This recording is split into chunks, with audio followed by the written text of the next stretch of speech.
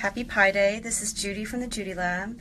I'm the pie editor of the Pie Crust Inspiration feed, and I'm here to do some pie making tips. So just a little bit about me. I am a food stylist based in New York City. I do photography work, I do recipe development, I write a column for Delish.com, but I love pies. For those who don't follow me on Instagram, I just want to give you an idea of a couple of different kinds of pies that I do. They are up on my Instagram at TheJudyLab. Pie crust is probably the most important when it comes to making decorative pies. You can see some dough that I've rolled out and there are little specks of butter all throughout it. I don't use a typical pie crust. I did develop a special vodka pie crust on my website, and it has a wetter consistency.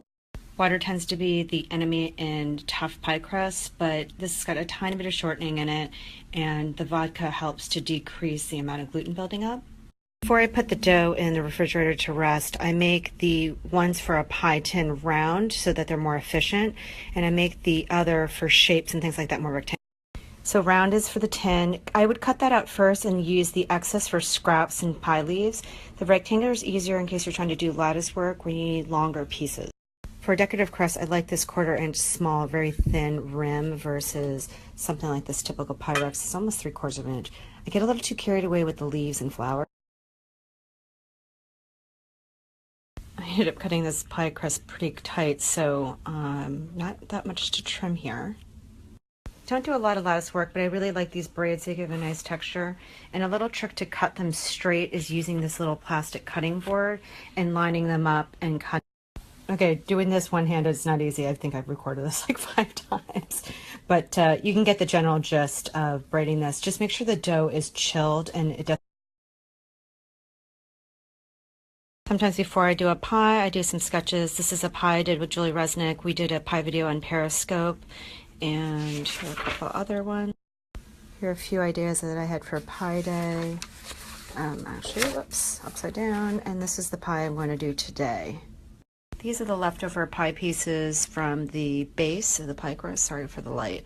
I'm going to use some pie cutters. These are the shape of. So I get a lot of questions about these. I'm just going to dump a little bit of flour over here, and sometimes I just dip the cutters in here. So to demystify this, it's a little bit tricky with one hand, but you really just want to push them, cut them away, plunge, and then push them out and they'll fall out.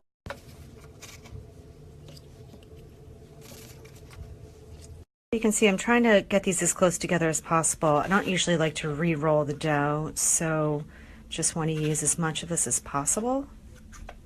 These are all the leaves that I'm getting from just the leftover of the base of the pie. Each pie recipe usually has 2 halves, so 1/2 get used for the base, and these are all the leftovers from that, and so I really got a lot out of all of that. And I mentioned earlier I don't usually re-roll these like cookie dough, but you can see that there's an opportunity for a flour. I got these out of there.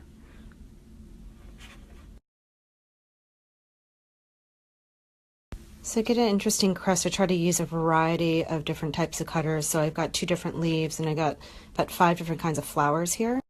Have a couple of before and after shapes just to make them look a little more realistic. These have little indents in them that I've pinched here in the ends, and these have been just curved at the end.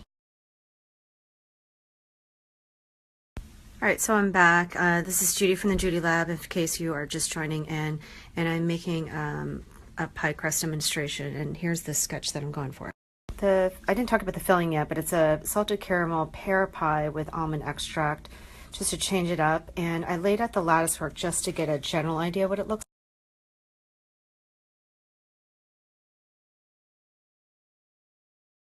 like. So I'm just going over and under with each of the layers.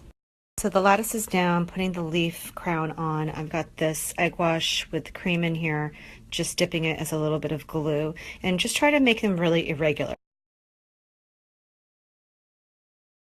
The flowers are going on, and unlike the leaves, I definitely suggest the brush for the egg wash to go on. You need these to glue down the flowers, alternating, these cases stacked.